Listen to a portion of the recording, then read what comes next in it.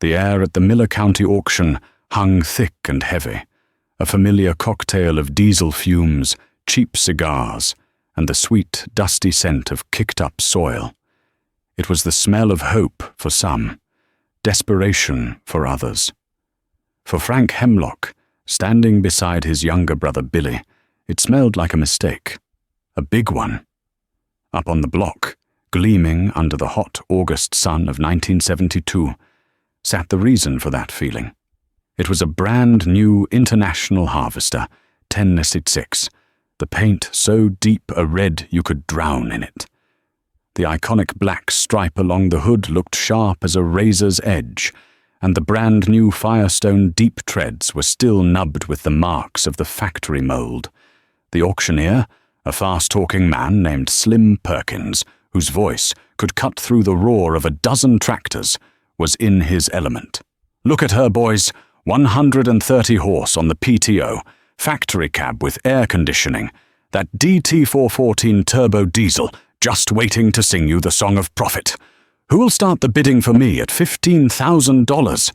A brand new tractor, folks. Not a scratch on her.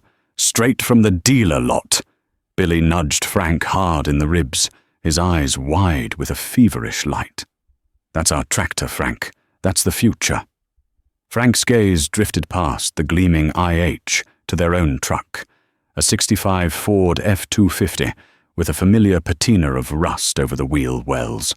Parked beside it was Gus Miller's old Farmall M, its paint faded to a dull, sun-bleached pink, the narrow front end looking like a relic from another age.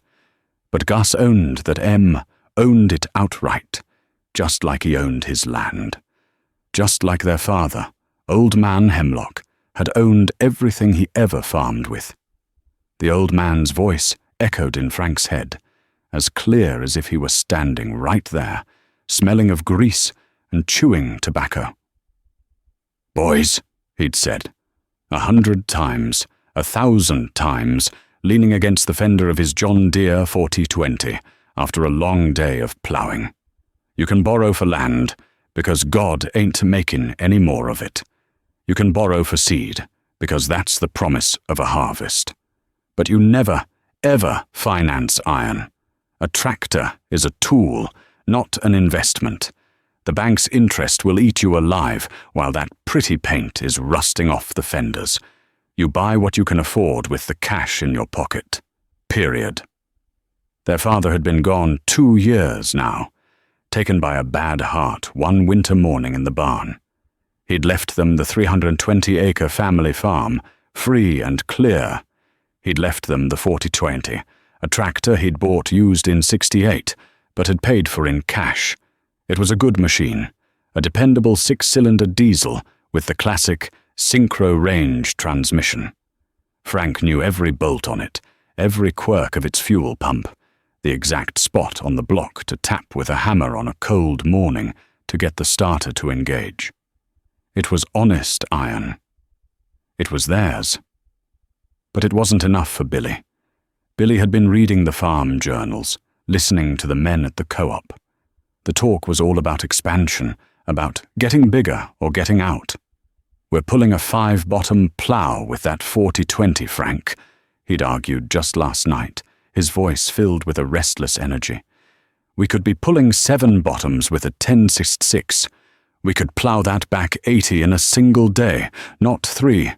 Think of the time, the fuel savings." "We don't have $15,000, Billy," Frank had said, his voice flat. "That's what the bank is for," Billy had shot back, slapping a brochure for the Farm Production Credit Association on the kitchen table. "Mr. Abernathy down at the county seat, he said we're prime candidates. Good land, no debt. He said it's smart to use the bank's money to make more money." Frank had just stared at the smiling farmer on the brochure, a man who didn't have grease under his fingernails or the permanent worry lines of a man who watches the sky for rain. He looked like an actor. Now, the bidding was climbing. 16,000. I got 16. Now 17. Who'll give me 17? Slim's voice rose and fell in a hypnotic rhythm. "He's right, you know. a voice drawled beside them. It was Dale Johnson, a man who farmed a big operation over on the river bottom. He was already driving 2 new John Deere 4430s. You can't make money with old iron anymore. Gotta have the horsepower. Gotta have the cab and the AC so you can put in 16-hour days. Billy puffed out his chest, emboldened. That's what I've been telling him. Frank felt a sour taste in his mouth. His father had put in 16-hour days on an open station tractor with nothing but a straw hat for shade, and he died owning his farm. Dale Johnson was rumored to be in debt up to his eyeballs, a fact he conveniently forgot to mention. 17.5. I have 17.5. Now 18. Do I hear 18? Do it, Billy hissed, his hand gripping Frank's arm. As the older brother, Frank still controlled the farm's checkbook. The final say was his. Pa said, Frank started, but Billy cut him off. Pa's gone, Frank. This is our time. His ways were for a different world. We can't farm 320 acres with a 100-horse tractor for the rest of our lives. We'll be the laughing stock of the county. Are we going to be farmers, or are we just going to be caretakers of Dad's museum? The words hit Frank like a physical blow. A museum. Was that what their father's legacy was? A piece to be preserved, or a foundation to build on? He looked at the 1066, the power, the quiet cab that would save his hearing, the promise of getting the crops in before the fall rains came. Maybe Billy was right. Maybe the old ways were just old. 18,000 going once, going twice? Frank swallowed the lump of dust and doubt in his throat. He gave a sharp, almost imperceptible nod to the bid spotter. The spotter's hand shot up. Yep, got 18 right here, Slim. The auctioneer's head swiveled. 18,000 it is. Now 19. Who'll give me 19? Silence. The other bidders, mostly older farmers who knew the value of $1, shook their heads and backed away. They were out. It was a fool's price for a tractor, even a new one. Sold for $18,000 to the Hemlock boys. Slim Perkins slammed his gavel down, the crack echoing across the lot like a rifle shot. A smattering of polite applause broke out, but Frank could feel the weight of the older farmers' gazes. They weren't looks of congratulations. They were looks of pity. Billy was ecstatic, slapping Frank on the back, already striding toward the auction office to sign the papers that would direct the bill to Mr. Abernathy at the bank. Frank stayed put, his feet feeling as heavy as if they were sinking into wet concrete. He looked at the hulking red tractor, so big and imposing, and he didn't feel pride. He felt the cold, heavy dread of a chain being wrapped around his ankle, a chain whose other end was held by a man in a suit behind a big desk. The old man's words came back again, a low whisper on the hot wind. Never finance iron, boy. It's a fool's game. Before we go any further with this story, before we see the ink dry on that lone paper and hear that new turbo start to whine, I've got to ask you all a question. Have you ever seen a man, a good man, sign his life away for a piece of machinery he thought would save him? Or maybe you've been that man yourself, staring at a payment book that feels heavier than a log chain. Let me know in the comments below, because I've seen it more times than I can count, and it's a story that never seems to change. The following Monday, Frank and Billy sat across from Mr. Abernathy in his air-conditioned office at the Farm Production Credit Association. The office felt like a foreign country. It was quiet, smelled of floor wax and paper, and the chair Frank sat in was soft, a stark contrast to the hard iron seat of the 4020. Mr. Abernathy was a smooth, well-fed man with slicked-back hair and hands that had never seen a busted knuckle. He slid the loan documents across the polished mahogany desk. "Now, boys, this is a standard variable rate production loan," he said, his voice as smooth as engine oil. "We're starting you out at a very competitive 7%. Of course, that rate is tied to the prime, so it may fluctuate over the term of the loan, but with grain prices the way they are, you'll have this beauty paid off in no time. Just sign here and here." Frank picked up the pen. The stack of papers was an inch thick. He saw the words, "variable rate," but they didn't fully register. 7% sounded reasonable. He thought of his father, who wouldn't even buy a bag of bolts on credit from the hardware store. But Billy was beaming, his leg jiggling with impatience. Frank felt the pressure, the silent accusation that he was an anchor holding his brother back. He signed his name. Then Billy scrawled his own signature with a flourish. Mr. Abernathy smiled, steepling his fingers. "Congratulations, gentlemen. You're now the proud owners of a new International 1066. You're on the road to modern farming." The road to modern farming began the next day, when the flatbed from the dealership delivered the tractor. It dwarfed the 4020 in the machine shed. Its tires were a foot taller, the cab rising up like a watchtower. When Billy climbed in and turned the key, the DT4 engine didn't just clatter to life like the John Deere. It roared, a deep-throated growl that settled into a high-pitched turbo whine. It sounded like power. They hooked it up to their old 5-bottom Oliver plow, and the tractor barely seemed to notice it was there. Billy dropped it in the ground in the back 80, pushed the throttle forward, and the 1066 moved off with an ease that was almost obscene. It didn't buck and snort like the 4020 when it hit a patch of hard clay. It just sliced through, the turbo singing its high, piercing song, leaving 5 perfect dark ribbons of earth in its wake. But the new power brought new problems. The tractor was too big for the old gate leading into the north pasture. They had to spend a day pulling the old posts and setting new, wider ones. The sheer weight of the machine, nearly double the 4020, compacted the headlands, turning the soil hard as pavement. And when they bought a new, wider 20-foot disc harrow to match the tractor's horsepower, another trip to the dealer, another extension of their credit, they found they couldn't make the tight turns at the end of the terraced fields their father had so carefully laid out. They ended up ploughing through 2 of the terraces, leveling them out, telling themselves it was more efficient anyway. Frank felt a pang of guilt, as if he'd erased a line of his father's handwriting. The first monthly payment notice arrived in the mail a few weeks later. $250. Frank stared at the number. That was more cash than they sometimes saw in a whole month during the winter. It was a constant, nagging drain that didn't care if it rained, if the crops failed, or if a piece of equipment broke down. "Don't worry about it," Billy said, waving a dismissive hand.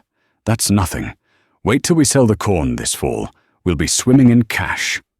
The first real taste of modern farming came in the spring. They were getting ready for planting when Frank noticed a small, dark stain on the concrete floor under the rear axle of the 1066, hydraulic fluid. He traced the leak to a fitting on one of the main lines. On the 4020, he would have grabbed a couple of crescent wrenches, wrapped the threads in Teflon tape, and tightened it down. Problem solved in 10 minutes. But the fittings on the 1066 were metric, and they were tucked deep inside a tangle of wires and other hoses. He couldn't get a wrench on it. After an hour of sweating and swearing, he gave up. "We have to call the dealer," he told Billy. "So call them. It's under warranty, isn't it?" The dealer's mechanic, a young kid named Tim, arrived in a shiny service truck. He didn't carry a greasy toolbox. He had a clean, rolling cart with specialized tools in neat foam cutouts. He used a strange-looking flare nut wrench to get the fitting loose in 2 minutes. "Common problem on these early models," Tim said cheerfully. The O-ring in this fitting isn't seated right from the factory. He replaced the tiny rubber ring, tightened everything up, and wiped his hands on a clean rag. "What do we owe you?" Frank asked. "Well, the part's covered under warranty," Tim said, pulling out a clipboard. "But the service call is $125 plus mileage." Frank felt the blood drain from his face. $125 for a 10-cent O-ring and 15 minutes of work. He could have bought a whole new set of wrenches for that. He paid the bill with money from the farm's dwindling cash reserve, the same reserve his father had called the rainy day fund. It felt less like a drizzle and more like the start of a flood. The talk at the co-op had shifted. The initial envy from some had curdled into a kind of morbid curiosity. Men would stop Frank by the feed sacks and ask, "How's that big red tractor treating you? Heard you had the mechanic out already." Gus Miller saw Frank at the diner one morning and sat down in the booth across from him. "Heard you boys are farming in high style now," Gus said, stirring his coffee. He was a man of few words, and every one of them carried weight. "Just trying to keep up, Gus," Frank mumbled into his cup. Gus took a slow sip of coffee, his eyes looking out the window toward the grain elevator. "Your pa, he had a saying. He said a farmer's got two families to feed, the one in his house and the one at the bank. He made damn sure he only had the one." He looked back at Frank, his gaze direct and without malice. "You boys be careful you don't starve the one at home feeding the other." He slid out of the booth, left $1 on the table for his coffee, and walked out. The words hung in the air, heavier than the smell of frying bacon. Frank felt a familiar shame, hot and sharp. His father's wisdom wasn't just old-fashioned, it was a fortress, and he and Billy had just walked out the front gate, leaving it wide open behind them. Then, the world changed. It was 1973, and the news came over the radio like a godsend. A massive grain deal with the Soviet Union. They were buying millions of bushels of American wheat, corn, and soybeans. Suddenly, the demand for grain skyrocketed, and the price went with it. Corn, which had been hovering around $1.50 a bushel, shot up past $3. Soybeans went from $3 to nearly $10. It was a heady, unbelievable time. The phrase on every farmer's lips was, "Plant fence-a-row to fence-a-row." That fall, the Hemlock brothers had the best harvest of their lives. The 1066 performed flawlessly, pulling the planter faster and the wagons heavier than the Forte 20 ever could. They filled their bins to the top, and when they sold their corn, the check that came back was staggering. It was more money than their father had ever seen in a single year. After they made the tractor payment, paid off their operating loan for seed and fertilizer, and covered their bills, there was still a thick pile of cash left over. The monthly $250 payment that had seemed so terrifying now felt like pocket change. "See?" Billy said, fanning the checks out on the kitchen table. "I told you, you got to spend money to make money." The old man, he was too cautious. He was thinking small. "This is the big league, Frank." Frank should have felt relief. He should have felt vindicated. But he didn't. He felt a deep, gnawing unease. This felt too easy. It felt like luck, not skill. He wanted to take the extra money and pay down the principal on the 1066, or put it in the bank, rebuilding the rainy day fund they'd depleted. But Billy had other ideas. The farm next to theirs, a 240-acre spread owned by old man Peterson, who was looking to retire, was coming up for rent. "We have to get it, Frank," Billy said, his eyes burning with that familiar ambitious fire. "We've got the horsepower now. We can handle another 240 acres. Easy. We can double our income." "We'd need another tractor," Frank said, trying to be the voice of reason. "The 1066 can't do it all, And we'd need a bigger combine. Our old John Deere 45 is too small." "Exactly," Billy grinned, as if Frank had just made his point for him. "So we go back to Abernathy. We're his star customers now. He'll give us whatever we want. We'll get a new combine, and another tractor, a bigger one. Maybe one of those new 1466 with the V8 engine." The idea terrified Frank. It was one thing to have a single loan, a single chain. It was another to willingly wrap more around their necks. "Billy, let's just enjoy this. We had a good year. Let's bank the money. Let's get ahead." "Getting ahead is getting bigger," Billy shot back, his voice rising. "Dale Johnson just bought another 4630 and a new 8-row planter. The Schmidts are breaking ground on a new harvester silo. Everybody is expanding. If we stand still, we're going backwards. Don't you see that?" The argument went on for a week. Frank held his ground, clinging to the phantom of his father's advice. But Billy was relentless, painting pictures of a farming empire, of new trucks and paid-off debts, of being the most respected farmers in the county. He made Frank feel old, timid, a relic. In the end, worn down and tired of fighting, Frank gave in. They went back to Mr. Abernathy's polished desk. This time there was no hesitation. Abernathy treated them like conquering heroes, offering them coffee and telling them they were the very model of modern aggressive farmers. The paperwork was drawn up for a new International 1466, a monster of a tractor with a 550 cubic inch V8 diesel, and a brand new Gleaner L combine with a 6-row corn head. The loan amount made the first one look like a joke.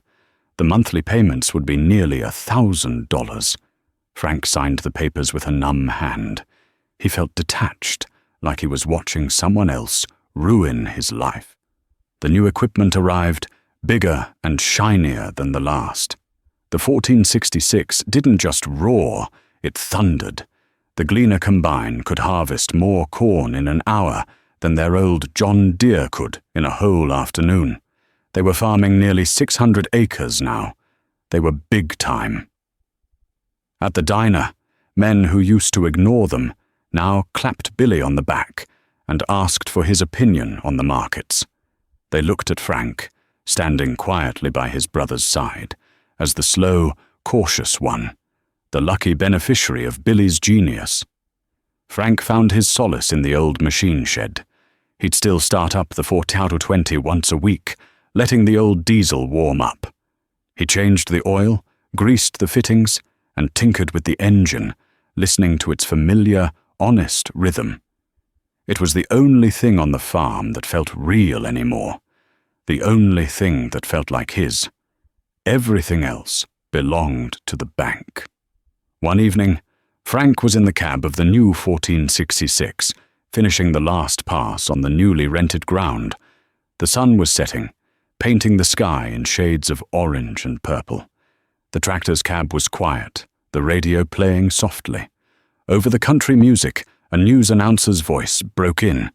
He was talking about inflation, about the price of oil, about the Federal Reserve chairman, a man named Arthur Burns, being replaced by someone named Miller, and whispers of another man, Paul Volcker, who had radical ideas about controlling the money supply.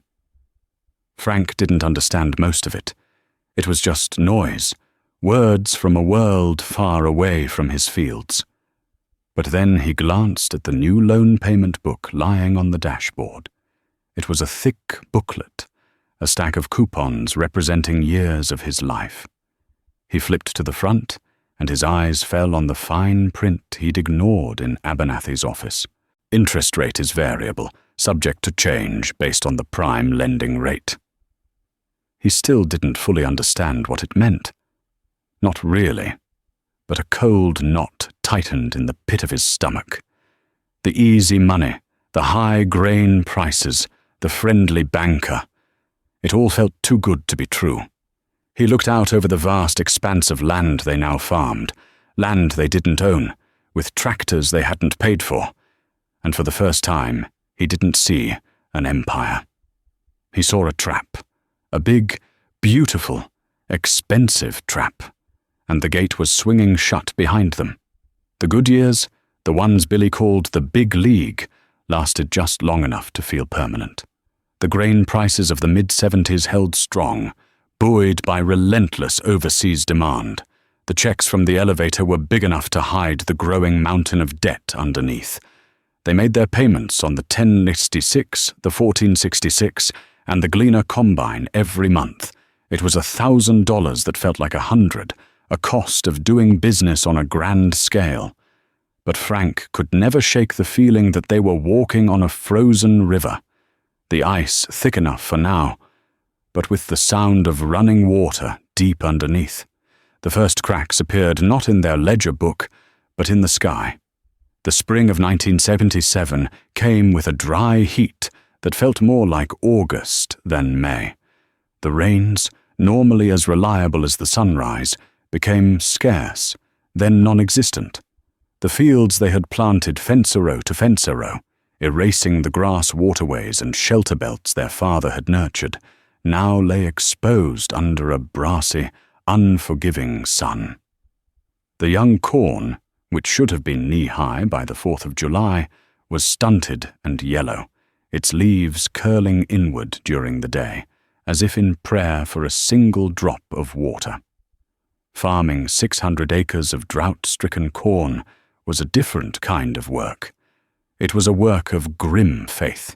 They cultivated relentlessly, trying to break the crust on the soil to conserve what little moisture was left. The big tractors, the 1066 and the 1496, ran day after day, their powerful diesel engines turning fuel into dust clouds that hung over the valley like a funeral shroud. The air conditioning in the cabs, once a symbol of progress, now felt like an insulated tomb, sealing them off from the reality of the wilting crops outside. One blistering afternoon in July, Frank was in the 1466, pulling the 24-foot field cultivator across the newly rented Peterson place. The DV550 V8 engine, which usually settled into a deep, resonant thunder, was making a new noise. It was a faint, rhythmic ticking, a sound like a tiny hammer striking an anvil deep within its iron heart. Frank eased back on the throttle, his ears straining. The sound persisted, a metallic whisper under the roar of the exhaust. He pulled the tractor to a stop at the end of the field, the heat shimmering off the red hood in waves. He shut it down, and the silence that followed was deafening, broken only by the chirping of grasshoppers and the ticking of the cooling manifold. He checked the oil. It was full, but he thought he saw a faint, silvery sheen in it, a sparkle of metal that shouldn't have been there. Billy pulled up in the pickup, a worried look on his face. "What's wrong?" "Listen to it," Frank said. He turned the key.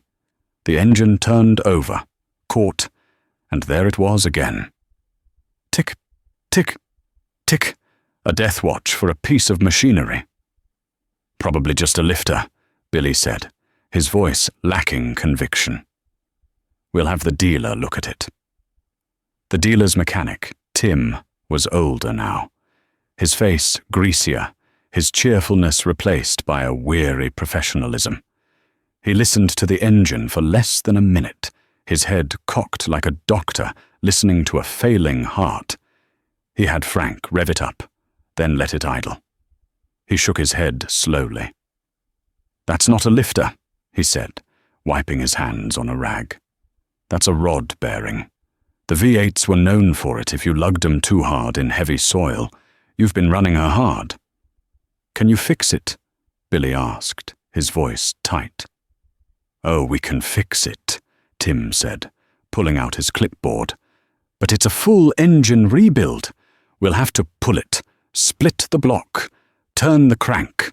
You're looking at $6,000, maybe $7,000, and we're backed up 3 weeks. $7,000. The words hung in the hot, still air. It was a figure so large, so impossible it didn't seem real. 3 weeks of downtime meant they'd be hopelessly behind. The weeds would take over the fields, and their already meager harvest would be even smaller. "We can't afford that," Frank said, the words tasting like ash. "And we can't afford not to," Billy snapped, turning on him. "This is our main tillage tractor. What are we supposed to do?" The cracks were showing in Billy too. His easy confidence had been baked away by the drought, leaving behind a brittle, defensive anger. He'd started spending more time at the tavern in town, his voice loud as he argued about grain prices and politics with other worried men. They ended up parking the 1466 in the shed, a silent red monument to their ambition. Frank pulled the old John Deere 4220 out of its resting place in the back. He checked the fluids, hooked up the old 6-row cultivator, and fired it up. The 6-cylinder diesel chugged to life with its familiar, comforting rhythm. It had no turbo to fail, no complex V8 to spin a bearing. It was just honest, simple iron. He spent the next 3 weeks on that open station tractor, eating dust from dawn till dusk, feeling the sun on his back, doing the work of the broken giant with a machine a third of its size. He was exhausted, but for the first time in years, he felt like he was in control of something. The news from the wider world was just as grim. In 1980, President Carter announced a grain embargo against the Soviet Union in response to their invasion of Afghanistan. The single biggest customer for American grain was gone overnight. The bottom fell out of the market. Corn prices that had flirted with $4 a bushel collapsed, plummeting back towards $2. And then the letters started coming from the Farm Production Credit Association. The friendly notices about their payment due were replaced by more formal letters. The first one announced a rate adjustment. Their variable rate, which had hovered around 9%, was being adjusted to 12%. The next letter, 3 months later, announced it was 15%. Mr. Abernathy's signature was still at the bottom, but the tone was cold, impersonal. Their $1,000 payment was suddenly $1,500, then $1,800 for the same machinery, while the price of the crop that was supposed to pay for it had been cut in half. Frank saw Dale Johnson at the supply store, the man who had once been the picture of confidence, who had advised them to get bigger, looked like a ghost. His face was pale and drawn, his eyes darting around nervously. He bought a single bag of bolts and paid for it with a crumpled handful of dollar bills. 2 weeks later, the auction bills went up all over the county, a complete dispersal. Dale Johnson was selling out. The bank was taking everything. The empire of new John Deeres and river-bottom land was crumbling into dust.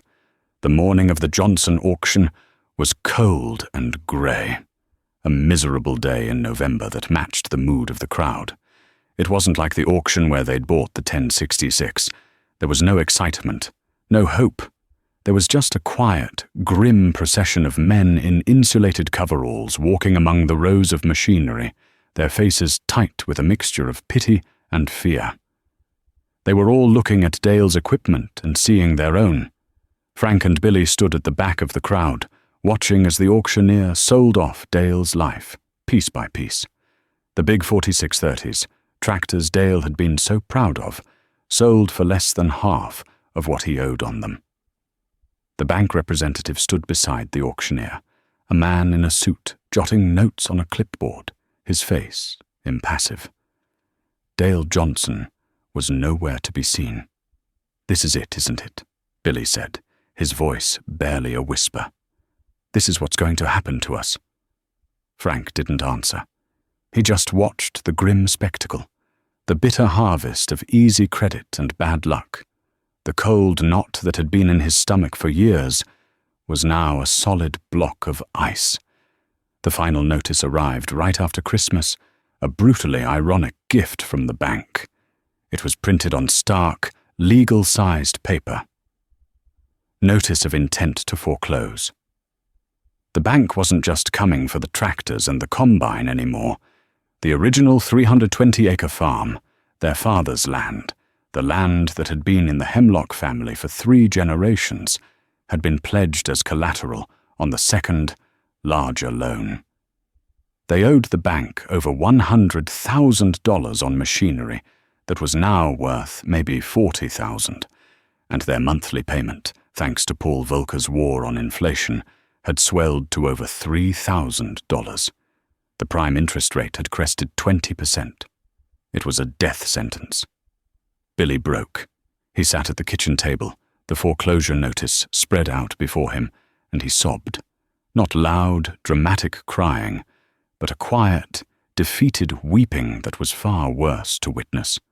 All the ambition, all the swagger had been crushed out of him. "I ruined us, Frank," he choked out, his head in his hands. "I ruined everything Dad built. I should have listened to you. I should have listened to him." Frank looked at his younger brother, his shoulders slumped in utter despair, and he felt no satisfaction, no desire to say, "I told you so." He just felt a profound sadness. They had been fools together. He had signed the papers too. He put a hand on Billy's shoulder. "We're not done yet." The next morning, Frank went to the machine shed. He walked past the monstrous, silent 1466, its engine still in pieces. He walked past the gleaming 1066, a machine that now felt like a curse. He went to the back, to the John Deere 4020. He climbed onto the familiar cracked vinyl seat, pushed in the clutch, and turned the key. The engine spun, caught, and settled into its steady, unwavering idle. It asked for nothing but fuel and a little grease. It owed no man anything.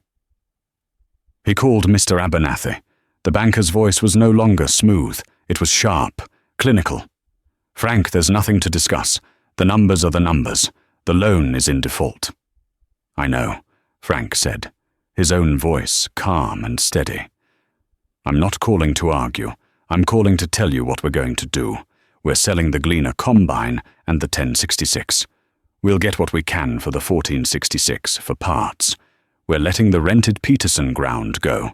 We're going back to farming our 320 acres, with equipment we own." There was a pause on the other end of the line. "Frank, that won't be enough to satisfy the debt. Even with the sale, you'll still owe a substantial amount. The foreclosure will proceed." "Maybe," Frank said, "but I'm not giving you my father's farm without a fight." He hung up the phone before Abernathy could reply. He put an ad in the paper. "For sale, IH 1066 and Gleaner L Combine." The calls came in, but the offers were insultingly low. The market was flooded with used equipment from other farm failures. Everyone was broke. No one was buying. With the bank's deadline just 2 weeks away, Frank did the only thing he could think of. He drove his old Ford pickup down the gravel road to Gus Miller's place. He found Gus in his workshop, grinding a valve for an old Alice Chalmers engine. The shop was a cathedral of old iron, cluttered but organized, smelling of penetrating oil and hot metal. Frank didn't waste time.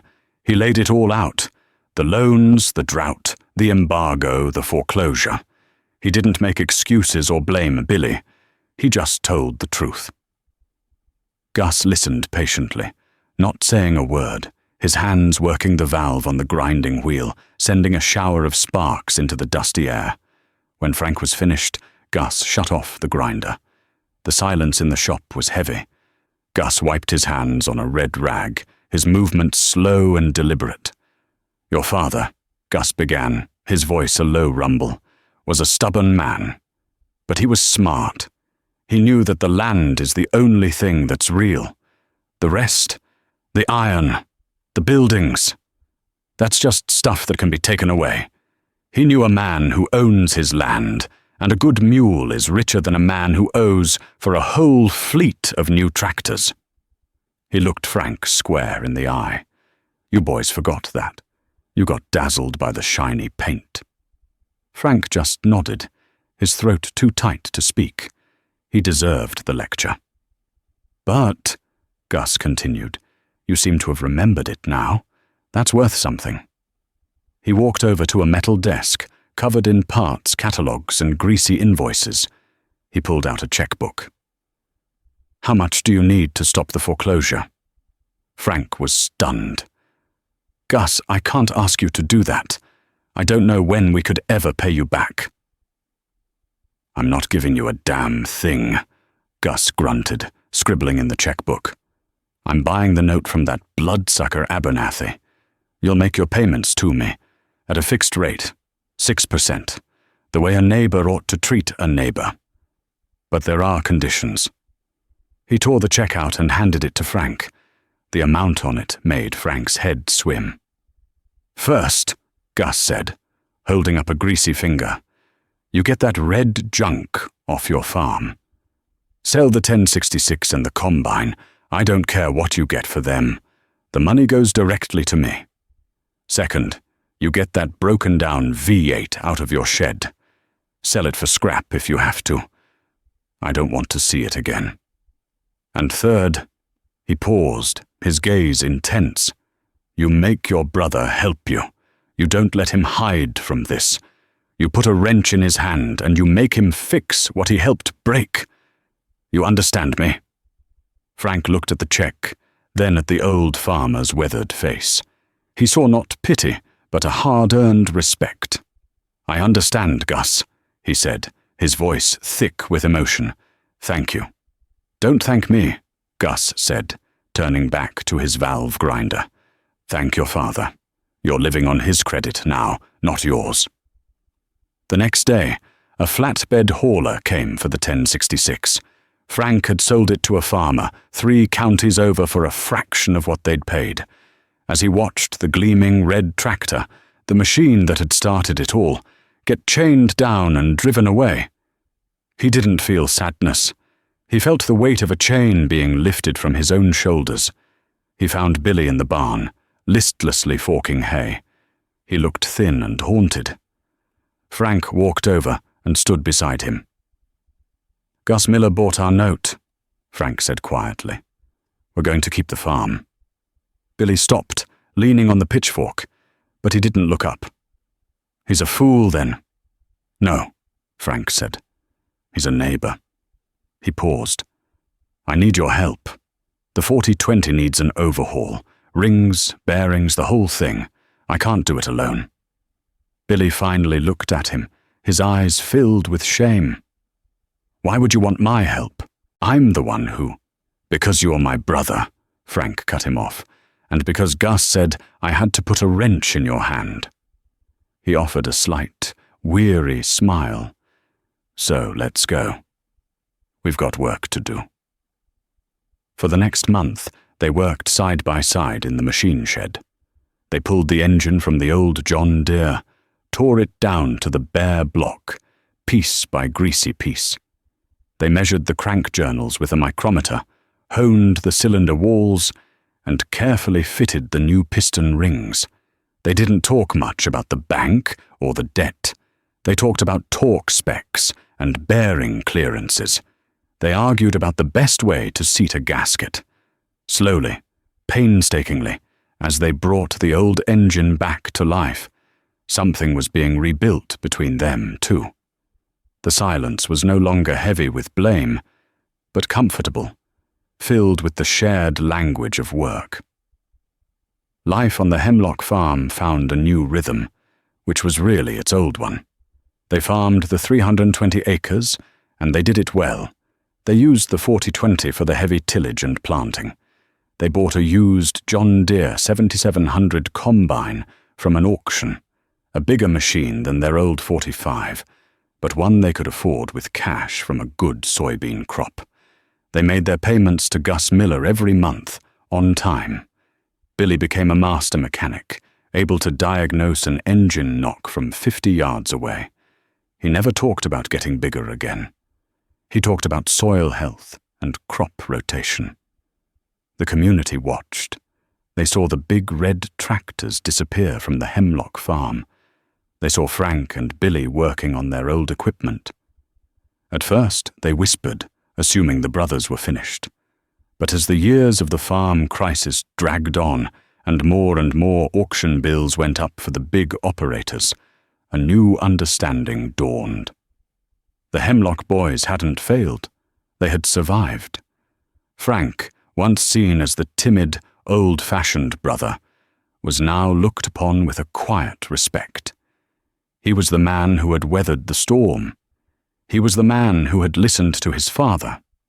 Years later, in the fall of 1989, Frank stood leaning against the fender of the John Deere 4020.